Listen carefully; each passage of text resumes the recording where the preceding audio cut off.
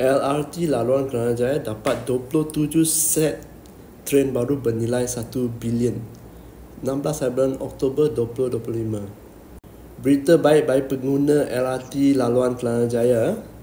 Anak syarikat Prasarana Rapid Rail berkukuhkan perkhidmatan realnya menerusi perolehan 27 set train baru bagi aliran transit ringan LRT Laluan Kelana Jaya dan peruntukan sebanyak 1 bilion diluluskan oleh kerajaan.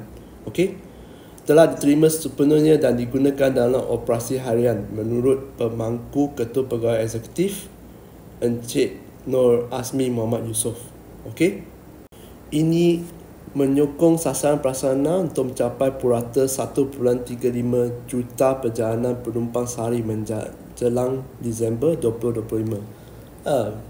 Lagi 2 bulan saja nak capai target. Rapid Rail akan melaksanakan pemasangan penghadang sementara di platform laluan Ampang, Sri Petaling dan Kelana Jaya bagi meningkatkan tahap keselamatan penumpang sementara menunggu pelaksanaan penuh pintu platform automatik PSD. Ni ingat kes yang terjatuh ke atas rel. Banyak kan kes yang terjatuh ke atas rel. Kadang-kadang ada orang meninggal. Ini nak letak pintu di semua stesen. Lagi senang untuk penumpang dan selamat untuk penumpang. Kadang-kadang bila LRT nak sampai, tolak-tolak susah. Okey.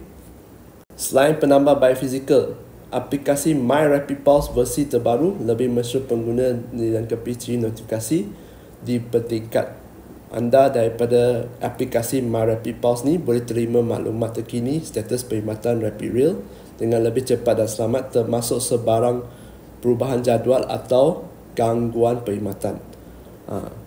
Jadi sekarang ni kita dapat berita bahawa LRT tergendala. Mana-mana tergendala kita kena tengok media sosial kan.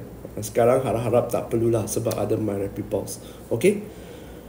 Jadi penambahbaikan infrastruktur seperti ini memang adalah sangat dialu-alukan, terutamanya kepada pengguna dan pelabur hartanah. Bayangkannya anda sebagai pelabur hartanah, anda dah baca berita begini, anda kena gembira lah, mesti gembira. Sebab kalau penyewa anda senang nak pergi kerja, senang nak pergi mana-mana mereka nak melalui hartanah anda yang berdekatan dengan stesen-stesen LRT ini, demand atau permintaan untuk sewa mungkin akan meningkat. Saya gunakan perkataan mungkin kerana tiada yang pasti sekarang.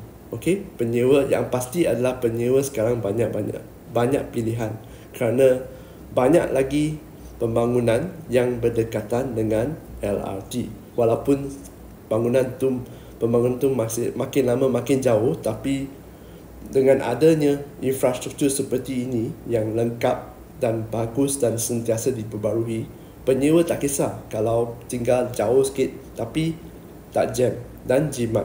Okey? Apapun, ini adalah berita yang baik untuk kami semua. Tak kisahlah anda pengguna ke, anda pelabur ke. Ini penambahbaikan infrastruktur adalah satu perkara yang baik untuk rakyat. Okey?